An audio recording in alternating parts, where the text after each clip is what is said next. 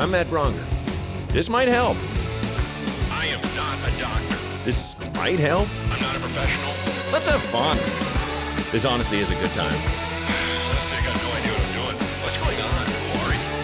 I'm Matt Braunger. This might help. The podcast. Hey, welcome to This Might Help, the only advice podcast that has ever mattered. Thanks for sticking with me through all the incarnations of my podcast, all you longtime listeners. I know a lot of you were sad when the advice from a dipshit went away, but we just hit too many walls with the cursing. So this might help, I think, kind of leavened the load. But at the same time, this might help is also kind of just as shitheaded, because we're basically saying, like, this might help. I don't know. I don't know.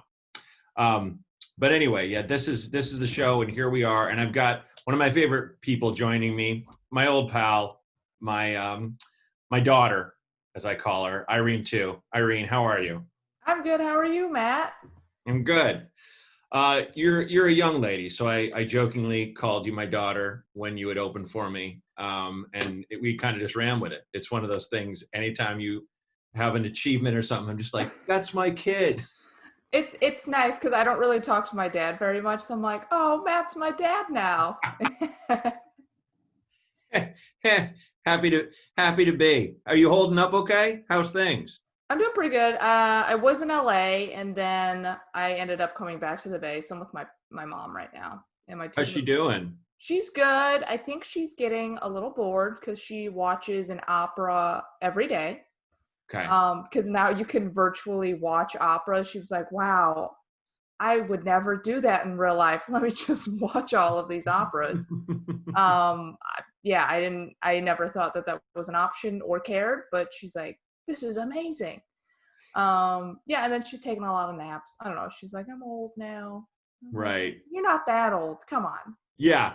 Well, it's tough because at that age, you're kind of like, I think I've earned the right to have my space, but it's like, it's kind of necessary that you're there, Yeah, I feel like I'm like keeping her company, even though most of the time she's like in her room, but like just me being around, she's like, oh, this is nice. And then she'll like complain about having to cook for everyone. But like, if we weren't here, she would be miserable.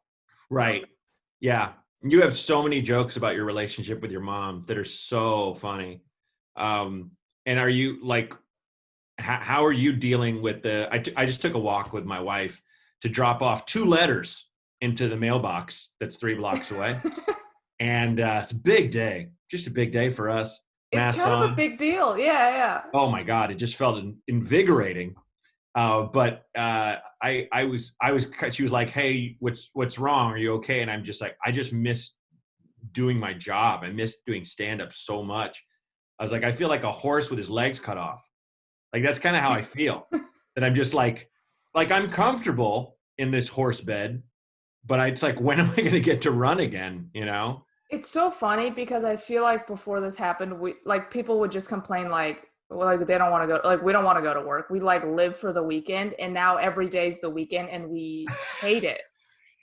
Like, nobody wants this. We're like, please put us back to work. Like, I cannot wait for the day where I'm working every day and complaining again, Well, that, and even if you take the idea of the weekend, we weren't saying, I can't wait for the weekend. You're like, I can't wait to be around people. Oh, yeah. I just love it. I love being around people and talking I love listening to long, boring stories in a bar and being like, what? It's loud. Like, we would never talk about the specifics when we were looking forward to the weekend. It was always just like, I love that I can do anything I want. And you can pretty much do anything you want now. You just have to do it with whoever you live with. But it's not the same. No, not at all. Not at all. That is the funny thing, that so many people, especially in California and like Huntington Beach, they're flipping out over not being able to go get their hair done or go to the beach. It's not like someone outside a factory that's like, I can't feed my family. Like, that is happening, but I'm gonna be honest, Matt. This hair is so bad. Like, if I can't cut my hair for 3 more weeks, I might have to start protesting. You know what I mean? Like, no, I understand all of it. I understand, like, I want cut my hair too, like the way this is kind of curving me. on the video? Yeah. For those of you like listening at home, it looks almost like Cool World or something, or like it's a I shellac. feel like your hair Elvis. looks pretty good. It weirdly does, but it's not. If you take away all the graphics that are making it molded, then it's just it's the background. It's the horrible. virtual That's background. what I mean. The background. Yeah. No, I'm dying for a haircut, and one of these days my wife is definitely gonna have to cut it in the driveway. We've talked about it, but Has she not done it at all yet? none. Oh. I trimmed my beard and the sides a little bit myself, but Yeah, I did the sides too. okay. Yeah, But I mean, your hair my mom looks did great. it. Your hair My looks mom really cut good. it with the safety scissors. Whoa. You know the little kid craft scissors? Literally my scissors from when I was 5. She was like using the tiny little scissors on the sides of my hair. Mm-hmm. Yeah, I know exactly what you mean. No, your hair looks really good. Well, you know.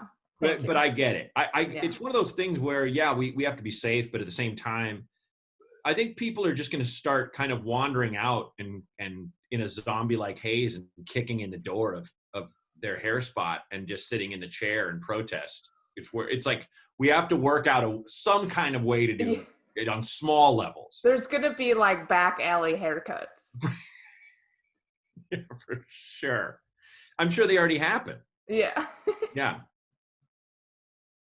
And how are you dealing with the comedy withdrawal? So for like a month, I didn't do any stand-up or any comedy, whatever. I just kind of was at home. And then my friend was like, hey, I started doing these like Zoom comedy shows. Do you think we should do one? I was like, I don't know. Like, it sounds like a terrible idea. Like, that's not why we chose to do stand-up, is to do comedy in front of our screen to people from afar. Right. But now we run a Zoom comedy show. Like that's where we're at. It's in comparison, it's 1,000 times less fun, but it's also just it is a thing. It's a different kind of muscle to work. And once this is over, we'll never go back to it again, probably. But unless there's like another pandemic. No, I'm saying if we have another one, yeah. Oh yeah. It wouldn't without the pandemic. We wouldn't be like, yeah, do this. Yeah. There are people everywhere. Like there's that Nowhere Comedy Club that you can do, like charge people and make it like a real comedy club, and it's great. But I'm like, I have this hour I'm taping as a special. I don't want people to pay and then they have it, and then when that special comes out in like a year, who knows when I'll tape it. The taping got moved from April to September now. You know what I'm saying? I don't want to just blow that. Yeah. I mean, I've just been doing like new jokes, cool. Like working out new bits, because I feel like that's the only way to do it. Yeah. I'll do that. But like, otherwise, like doing old bits, like it feels wrong because they're not going to laugh the same way they did before. So then I'm just second guessing myself. I'm like, is this joke even good? Like, does it work? I don't understand. Yeah, I did a character in this one show, and it was fun because I'm like reading a note to my daughter that won't talk to me anymore, who's in the other room. So I'm reading it really loud, like for the comedy show. It's kind of like I played this guy who was like, I love comedy. I bring my daughter. She's 17, turns out the whole bit is he's angry because she won't do TikToks with him. And he just really, he really wants to do like a corny dance video. And she's like, I don't want to. And he's like, we're wasting gold. I'm a really good dancer. Like we could be helping people. And of course he just wants to fucking dance on TikTok, So that was fun. But the time I just did stand up, oh, it's so weird. But at the same time, I'm like, way past that era in my life where I was just like, this is comedy and this isn't. It's like, really? I feel like all our stand-up comedy morals, out the window. Yeah, it'd be like if I was sitting here angry at some YouTube star and being like, that's not comedy, while I'm smoking a cigarette, and it's like, what? It's not what I do. That's all it is. Isn't it funny that people look down upon YouTube stars before, and now like they're the only people doing well? Yeah, absolutely. Yeah. Like there's that interview with Katzenberg, who's so angry that Quibi isn't doing well. I was just reading about that. He's so salty. He's so mad. So mad. And they bring up TikTok to him, and he's furious because one of his tenets of his argument is like, look at the star power I have on Quibi. And it's like, no one cares about star power. Do you think anyone really gives it? People want to see someone's grandma doing a dance. Yeah, exactly. That they've never, a person they've never seen before, if for like 10 seconds. They want Meryl Streep? You're crazy. It's like, we watch Meryl Streep in the like Oscar-winning movie. We're not gonna watch her on Quibi. Like, what? Exactly. No, it's good. If you were just like, okay, you can have TikTok for free or pay a fee every month, and it's stars doing the same things that the TikTok people do. And of course, that's not the same thing, but yeah, but it's still short content. Yeah. Like when they brought up TikTok to him, he was like, "What's that got to do with me?" Like so angry. He was like, "That's comparing apples to like computers or something," and I'm like, "What?" No, it isn't. It's pretty close. It's pretty close. It's at least apples and oranges. Yeah. At least. Yeah. So look, we're gonna do calls in a minute, but before we start, let me just say you're not only funny, you're a very mature person. You're very together. Do you get comedians that you work with asking you for advice on things? Because you seem very level-headed and measured. Sometimes, but not super often because I also come off as unapproachable.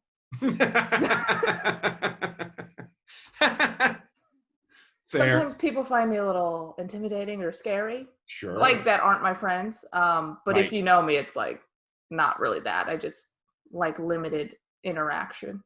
I'm an introvert. You just struck me as reserved and cool. But I think if I maybe was like your age or younger, I might be like, oh yeah, okay, she doesn't like me, Yeah. I mean, I also don't like people. Fair. Don't get me wrong. I also, we all don't like people. Right. Well, I just know, I mean, I've always kind of been like that where I really want people to like me. And like, but it's like, as I get older, I care less and I kind of laugh it off, even if I think they don't. And so when I find out they do, if they do, it's less of a relief and more of a, oh, that's nice, But I think if I was like your age or younger and was around you and you're kind of just being reserved, I'd be like, what did I do? Why?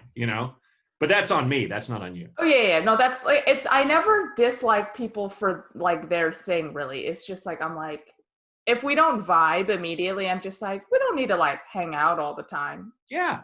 That's fine. Absolutely. Absolutely. Like, I don't hate you. I just don't want to be around you 24/7. Absolutely. That's far less annoying than someone who needs to have a connection with everyone around them. Yeah, those are the people that irritate me the most. And then they always take it personally. I'm like, it's not that. You're just like a lot for me. Yeah. It's like, I don't think, it's not just change comes from within, validation does too. You don't need it from everybody. Yeah, I prefer it if you don't think I'm funny at all. And just don't tell me. Yeah, right. Yeah.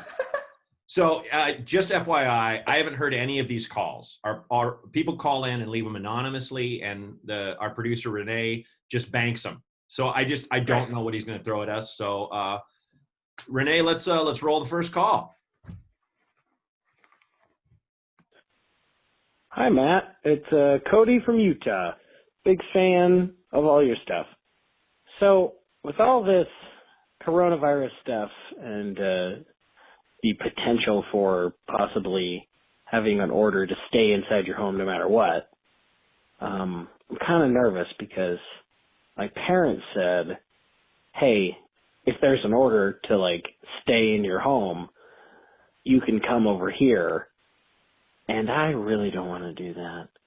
I just bought a house and I have a lot of food in my fridge and I have some pot, but I don't know what exactly to say to them to convey both that I don't want to do that, but also not hurt their feelings. I know I'm going to have to probably do this at some point. I just don't know the exact phrase that I should use. If you got any ideas, feel free to give me some. All right. Have a good one. Thanks, Cody from Utah. Irene, I'm going to throw this to you because you're staying with your mom. Because I did this exact thing. Yes. Yeah, where I was like, no, I'm not going home. Well, number one, my mom lives with my two grandparents and they're much older. Okay. So at first I was like, I'm not coming home because I might be asymptomatic. Then I would get them sick and then everyone in my family would die. So I would go with that, number one, to be like, hey, I don't want to get you sick because you're older. I'm assuming if that's his mom, unless some weird Back to the Future thing. Right. But then eventually I was like, I don't like being by myself. So I just caved in and I went to go stay with my mom. Okay. So I would just go with, just being like, I don't want to get you sick. I think I'm coming down with it. Like, I think I've been coming down with it. Even if you're perfectly healthy, just lie. Sure. Just lie. Mm-hmm. And I feel like this guy probably sent this call before the shelter in place happened. Absolutely. I think this was at the beginning when we were like hopeful and we're like, oh, this is going to be like 3 weeks. I don't want to go stay with my parents. Totally. Now it's like going to be months. So it's like, you're going to want to see your mom at some point. Yeah. And I'm sure with this airs, I might get really beat up online, but like I do, like, my wife's sister visits, her parents, with her husband, but they don't leave the house. They go from their house to their parents' house. And it's like, it's that thing where the next stage is operating, they say, in bubbles. So only people you see, and are only people you see, with the exception of going to the grocery store. I think, let's just say, to answer his question and put it as if it's now, you could potentially stay with them for like a week and then go back to your house, if we're starting from jump. I think there's nothing wrong with that. But even like, I think though your idea is perfect in terms of like saying, I think I'm getting it. If you say that, your mom's going to Oh, you're right. Yeah. But the non-symptomatic thing is perfect because you're just like, I just don't feel comfortable. I might be asymptomatic. Mom, because if you go by all the facts of it, there's no symptom for 14 days. Mm-hmm. That's crazy, and all that. So there's plenty of reasons that you can fold your actual reason in if you really don't want to stay with your parents. But it's crazy. I've been kind of a little bit fucked up because my mom called me, and like, I didn't expect to talk about this, but I'm an only child, and my mom was saying, I have whatever you call it, medical authority over them if they go into a vegetative state. My wife told me to stop calling it pull plug authority. That I've been so gross, but they're totally healthy, but they're 74, going to be 75 later this year. And my mom just said, if I get sick and your dad gets sick and we both need ventilators, we want to refuse them because they on someone our age. And just wanted to let you know that. But you can come visit now if someone is close to death. So, I mean, she put it not like that, but like that, just trying to lighten the mood. And you're like, I don't know. I'm like in my office looking out at my back deck. And I remember talking to my mom in the back deck and my wife coming out and me just sweaty eyed, like, okay. And Kara's thinking I'm getting horrible news of some kind. And she's like, what is it? And I'm like, everyone's fine. Everyone's healthy. And she's like, no, but we're healthy. Like, my parents are tip top. They're so healthy and they don't go in. But it was just like, Jesus Christ. Like, what else can we pile on top of this? So that wasn't fun. I mean, it's like a good conversation to have, but I never like hearing that kind of stuff too, because then it makes it real. You're like, don't say it out loud, then it won't happen. Oh, totally. But I've signed the papers. I did like that 8 years ago. I had to go to a law firm with my parents, and here's the first one, and here's the second one. And I actually talked to my friend later who I'd forgotten. I knew his mother had passed away, but he'd had to do that. And but the thing in the family, it's become a running joke because his mom was so intense and funny that like when he dies and he sees her again, she's going to kick his ass for letting her die. You know, even though she was non-resuscitatable, like there's no hope for her at that point, you know. Yeah. Just be like, but you let me go. So it's like a running gag in their family. Oh man. So I think our advice to him is just basically say, you know, you may be asymptomatic, you don't want to risk their health. Yeah. And the more truth than that truth is that you just want to live on your own, which you're an adult. You're allowed. You could do that. Yeah. Your parents they have each other. They're not on their own. They don't need you anymore. No, and I think a lot of it is it's just like how my mom never wants to, like she'll work for charity, but she never wants to give items she owns to charity. So she'll offer shit to my wife and I that I'm like, I don't want that set of dishes. I have my own dishes, you know, just give them to Goodwill. And she's like, well, you know, like, I think it's that, like his mom probably thinks we should do the right thing. He should live with us. And it's like, you're not. You're just taking him away from his freedom, his food, and his pot. Yeah. So yeah, just Zoom call your mom. Zoom them. Yeah. Just Zoom them once a week. That's what I do. Yeah. All right, cool. I think we solved that one. Let's roll the second one, Renee. Hey, Matt. Before this isolating started, my girlfriend and I talked about getting a vibrator, which I ordered online, and it was delivered, but now we can't use it together, obviously. So I'm wondering if it's appropriate for me to use it on myself before we can use it together, you know, stick it up my butt, let it vibrate the head of my penis until I squirt.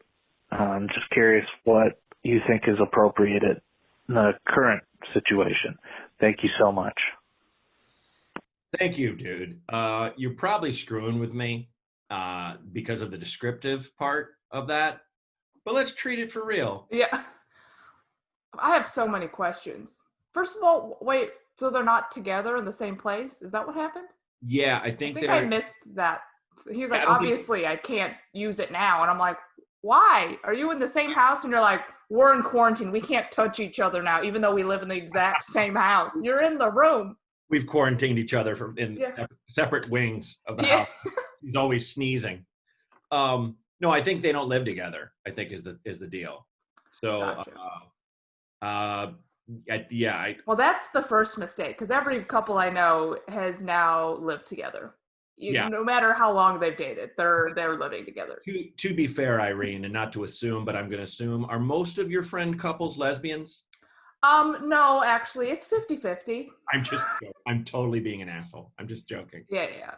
But those people were already living together. Of course. Yes. Yeah, this is the new batch of people, straight people trying to hop on the U-hauling bandwagon. Right. Okay, gotcha. Honestly, it's cultural appropriation. It is. Yeah, long-term solid relationships from the first date is cultural appropriation of lesbians. Yeah. Without a doubt. It's like a positive appropriation. Yeah. It's a healthy thing if you find a connection. We'll let you have that one. Yeah, that's fair. I think that's a fair exchange for our rockabilly haircuts and clothing. I think that's. But no, okay. So they don't live in the same house. Should he use? I'm sure he's just screwing with me because he described how it makes his whistle blow, so to speak. But yeah, I think it's fine. Talk with her about it. Yeah. I think it's you talk to her about it. Also, I'm just curious which vibrator he bought now. Right. Yeah. You know, was it like one of the little circle ones, or is it like a huge stick thing? I think it's a stick thing. I think it's probably phallic to get at the base nerves that are located inside the anus that connect to the penis. I thought he was just sticking one, the little bullet things. I thought he was trying to stick that up his butthole. And I was like, maybe that's it. Yeah, it could be that. A lot of options. A lot of I options. mean, I can't believe I'm saying it, but we needed more information from him. Yeah. I would be, one thing I love about doing this show is I can't because I don't want to. Yeah. Not to give advice, I just like, comedy is hard work, but I like the lazy aspect of it because so much of it is developed, let's just say, hair trigger skill. Just like I can't imagine writing down an hour of comedy and then just memorizing it and hitting the stage. It's all just up here. And so Right. much of it is reactive. And that's why I love it, because you can just show up, do your shit, and leave. You don't have to bring a bunch of instruments. You don't have to write an opera or anything like that. So with this show, I like that I have no preparation.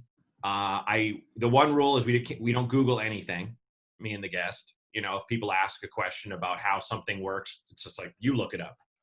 So with this, I'm kind of glad that, he didn't give Oh yeah, for sure. because then just the mental image would get strong. Yeah. But I think, you know what? I think this is just like the Netflix thing. It's like starting a show without your significant other. It's that thing where it's like, is this our show or is this your show? Is this a show we can just watch separately and then, you catch up later? Did you get a vibrator? Then, because I have one, you should order your own. Let's order matching ones. Let's mutually masturbate over Zoom. That could be a thing. That would be a good idea. Mhm. Just order the same one again. Right. Yeah. Yeah. Just get matchies and do that. You could also be like, Amazon, I didn't receive my package, and they sent it to me. And then you get one for free. Yeah. Yeah, absolutely. Yeah, I think I think A, he's probably just screwing with us, but B, if he's not screwing with us, he should talk to his girlfriend. 100%. Yeah. That question is not for us. That question is that for sure should have been redirected to her phone, not to this dial-in.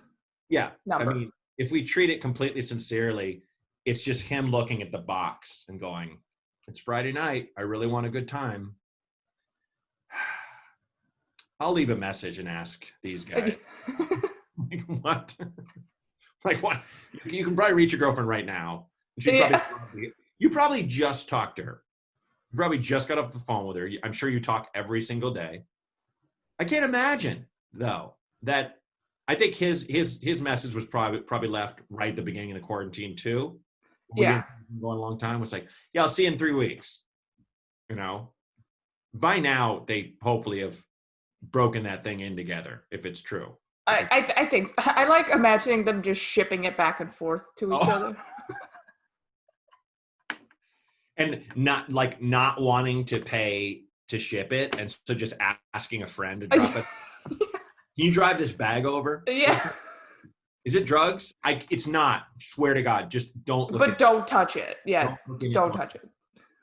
It's drugs. It's not drugs. I swear to God. It's worse than drugs somehow. Yeah. So call your girlfriend, dude, if you haven't. Okay, Renee, let's roll another one. Hey, Matt. It's Brendan Townend in Savannah. I was a guest on Hey Girl with you and Kyle and Brendan Kelly last week. I got a question for you. I'm a comedian in Savannah, Georgia, and I've had 2 bar owners contact me about us potentially going back soon because Georgia, for some reason, is thinking about reopening bars. And don't get me wrong, I'm chomping at the bit, but I still don't feel like it's safe. What should I do? What ways could I make it safe? I really don't want to put my good friends and other comedians at risk in any way. I'm just having a real hard time navigating it. Any advice you could give to bringing back an open mic or a comedy show in June? I think I pushed them off till June. I would appreciate it. Thanks, buddy. Well, dude, thank you so much for calling, and thanks for calling into Hey Girl with Matt and Kyle. But you guys don't know who that is, what that is. Irene, do you know what that is? We do this. I know you're doing a pod with Kyle Kinane. I saw that. Actually, not a pod. Like, not a pod. Just FYI, just a lot of people make that mistake. It's a Zoom happy hour show, so it's not a comedy show, and we'll have you on if you're free sometime. You don't drink, but that's fine. We'll still have you on. I'll make a smoothie. Great, exactly. Yeah, no pressure and no need. We all know you don't need alcohol to have fun. You just need to be fun. All the cool kids know that. So, well, anyway, what we do is we catch up because Kyle and I, when we hadn't seen each other in a while because of the road, we'd call each other and we'd always go, hey girl, like that's our little running gag, like how you been? And so now we're hey girling other people. So we raise money. This last time was for Planned Parenthood, and we had this guy Brendan on who's a musician. He sang a couple songs, and then we all called people like this gentleman at their homes and then kind of like see how they're doing. We hey girl them and kind of just check in and make fun of their apartments, things like that. That's so fun. Yeah, it's great. It's a blast, and it's like I look forward to it every Friday and have a couple of drinks with my friend. So this dude was on and he was awesome. But I'm so happy that this guy called in with this topic because we are all thinking about it. Every comedian alive. What are your feelings on what he said? I mean, I'm not going to tell him what to do. I think it's his choice, and obviously his state wants to open, so you could do a show if you want. I personally would not perform at the show. Mm-hmm. I don't want to contribute. Like, I just feel like if somebody died at a comedy show that I was putting on because of this whole COVID, like, I would feel terrible. Yeah. You know, and I also just don't want to perform in that situation because then I could easily get sick. And it's like, why was I sheltering in place for 2 months? Just to get sick doing an open mic or a show for like 10 minutes and then I'm like in the hospital. Right. Yeah. I mean, it's a tough one. I know a couple places are doing like half and even a third capacity with everyone that's not related or living together, separated. Yeah. Which is antithetical to comedy in a lot of ways because you need a herd, you need people feeling it's community. Yep. But it's weird because my last night of doing stand-up was a month and a half ago, which blows my mind to say. And I was in Ann Arbor, Michigan, and all the things were coming down. And I was talking to my agent, and he was like, there's talk of them closing LAX, and I'm just terrified of, we had a plan where I'll fly into Vegas and I'll drive to LA, rent a car. So it was like, it was a freaky weekend, but they just sanitized all the seats and all this stuff. This is before we knew you could breathe it to each other or anything like that. So it's one of those things where I could conceivably see it where they separate all the things, but that said, you're probably not going to get that from a bar. Like, he's talking to bars, he's not talking to clubs. When you look at like the epitome of well-run comedy clubs, you've got like Helium, you've got the Improvs, obviously you've got Comedy Works in Denver. Like, Comedy Works in Denver were the ones who created the idea of taking everyone's cell phone and putting them in locked bags, unlock when you leave so no one can film the show. So if anyone could crack the idea, it's probably them, but it's really tough. I think my advice to that guy is you got to go with how you feel. That's the biggest thing that sucks about all this is like, there's no one that can tell us exactly what to do because everything's always fluctuating. And it's kind of like, I'm going to draw a really weird, dark conclusion, and then I'm going to throw it back to you, Irene. Okay.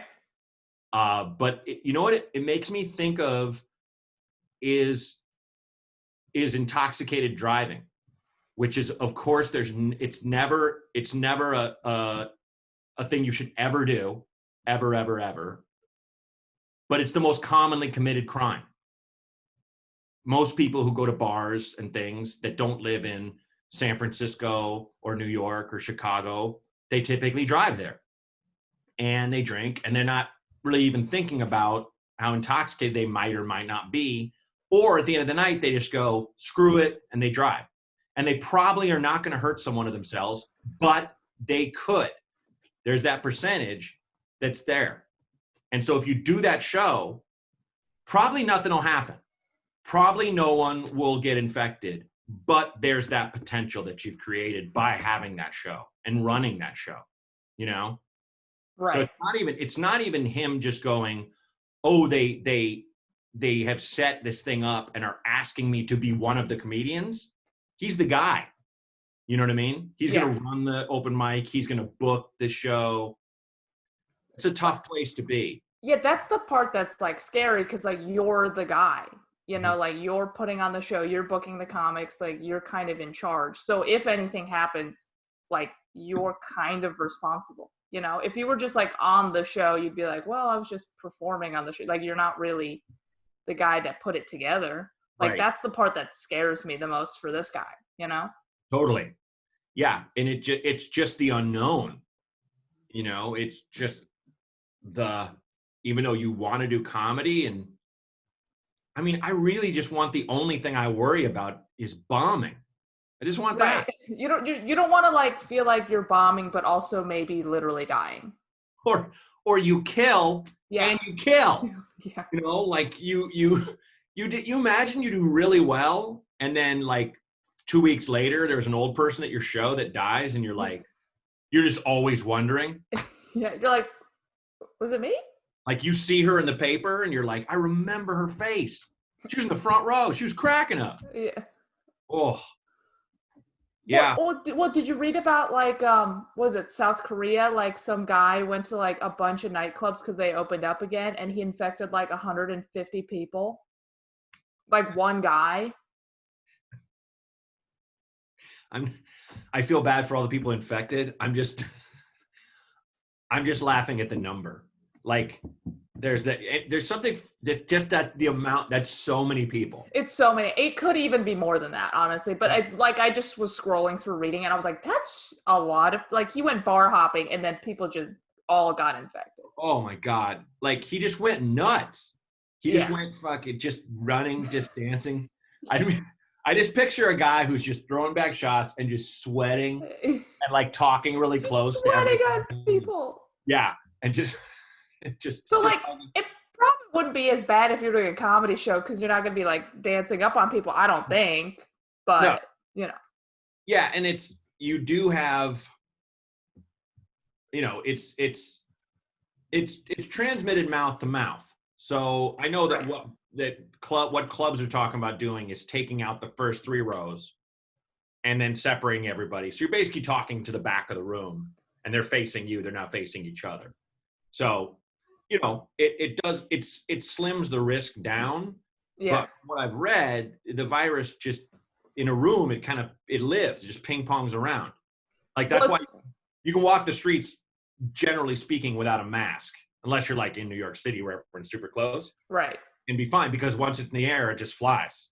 In a room, you know. Yeah, I'm sure all these bars don't have great ventilation. Probably not.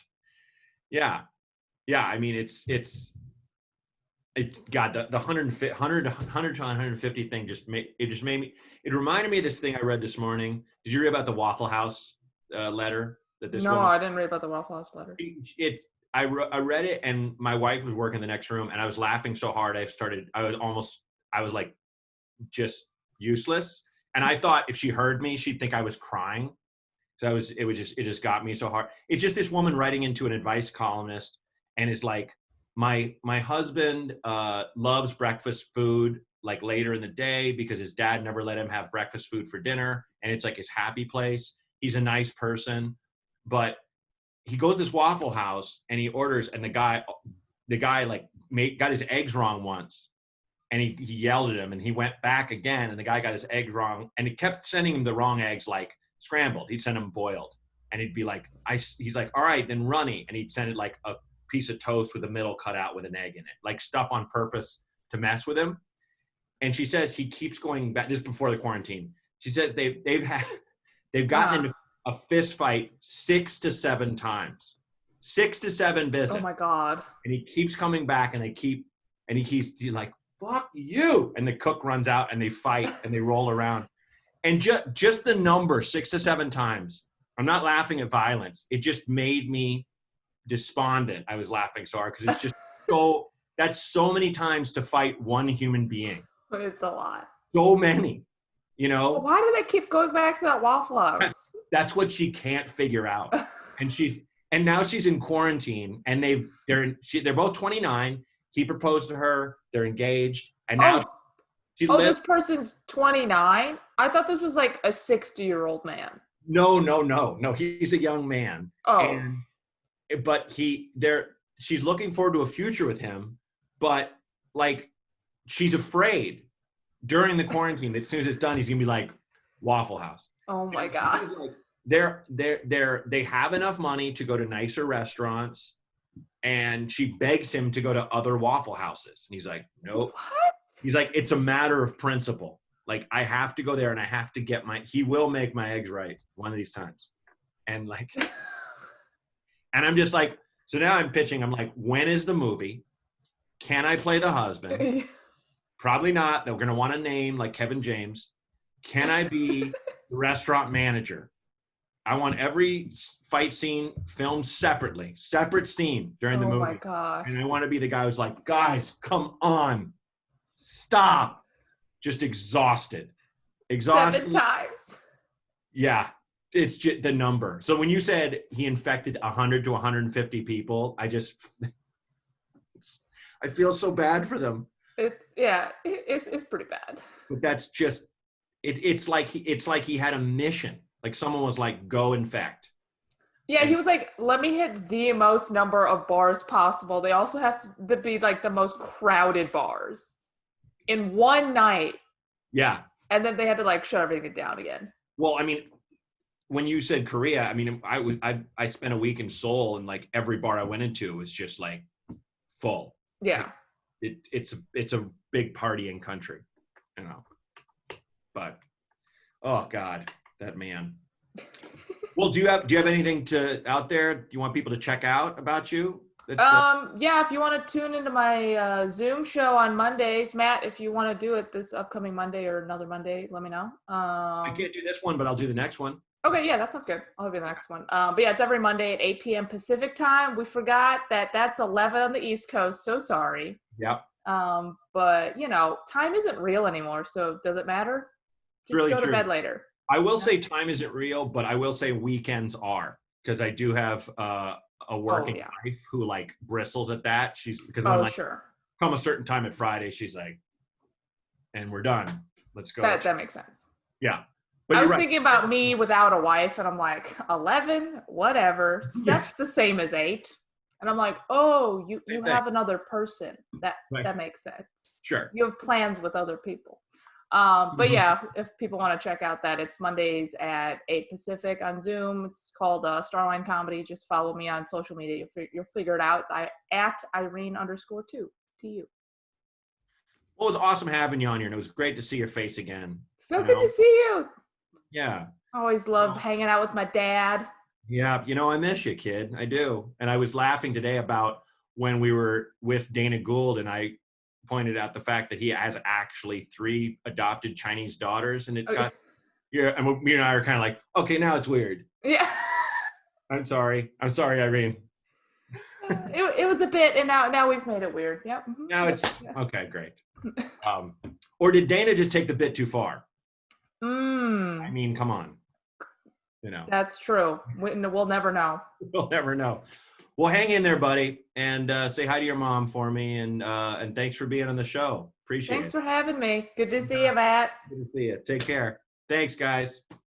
This Might Help with Matt Braunger was created and hosted by me, Matt Braunger. Produced by Outer Circle Media. Executive producers Matt Kleinschmidt and Robert Kelly for the Laugh Button Podcasts.